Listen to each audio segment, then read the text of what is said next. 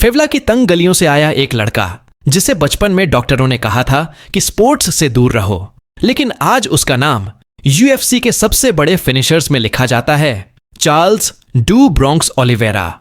ये कहानी है दर्द को ताकत में बदलने की, हर हार को सीख में बदलने की, और हमें यकीन है कि जो प्रेशर के सबसे गर्म लम्हों में भी हिलता नहीं।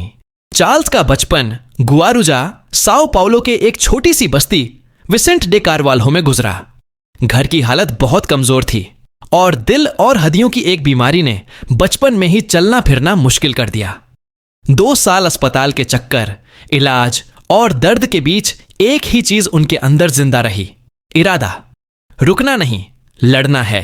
12 साल की उम्र में उन्हें पड़ोसी के जरिए ब्राजीलियाई जिउ जित्सु से मुलाकात हुई। कोच ने फीस माफ कर दी, परिवार ने जितना सपोर्ट दिया। मत पर एक नया चार्ल्स पैदा हुआ जहां उसने तकनीक से ताकत हासिल की। जिउ जित्सु ने उन्हें सिर्फ लड़ाई नहीं, जिंदगी समझी। टीनेज के सालों में चार्ल्स ने रीजनल एमएमए फाइट्स शुरू की। हर लड़ाई में जल्दी खत्म। हमें वक्त ही सबको समझ आ गया था, यह फिनिशर बनने वाला है। जब यूएफसी का दरवाजा खुला, डेब्यू फाइट में उन्हें एक बिजली की तेजी से सबमिशन दिया। रचनात्मक, निर्दयी और निडर। प्रशंसकों ने तुरंत नाम याद कर लिया, डू ब्रोंक्स। ब्राजील की गलियों से आया वो बच्चा जो अब विश्व मंच पर गरज रहा था।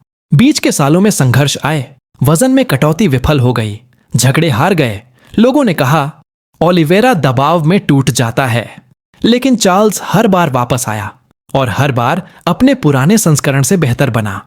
उन्होंने ट्रेनिंग और अनुशासन पर फोकस बढ़ाया, स्ट्राइकिंग इंप्रूव की, डिफेंस सुधारा और सबसे बड़ा बदलाव अपनी संयम में लाया।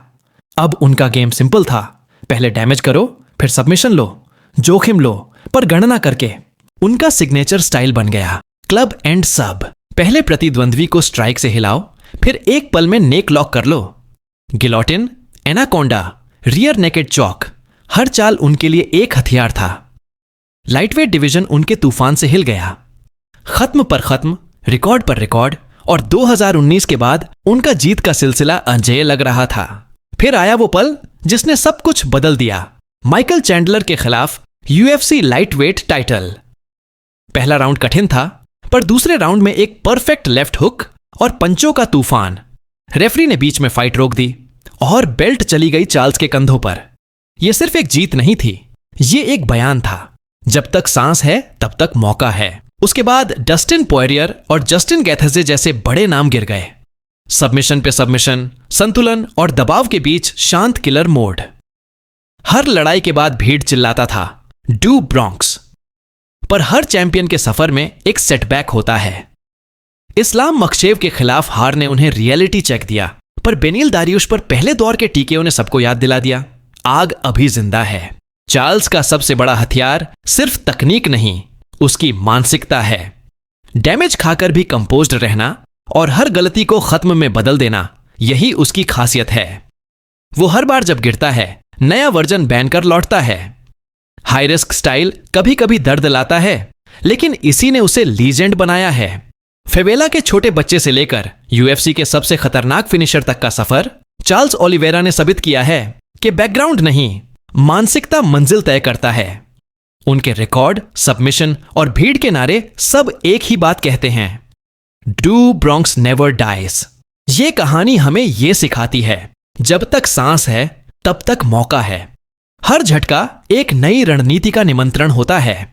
चार्ल्स ओलिवेरा सिर्फ एक फाइटर नहीं, एक मैसेज है उन सबके लिए जो जिंदगी के प्रेशर में लड़ रहे हैं। और जब भी ऑक्टागन में वो कदम रखता है, एक ही नाम गूंजता है, चार्ल्स डू ब्रोंक्स ओलिवेरा। आपको वीडियो कैसा लगा? वीडियो को लाइक कर दो, चैनल को सब्सक्राइब कर दो और कमेंट कर दो डू ब्रोंक्स।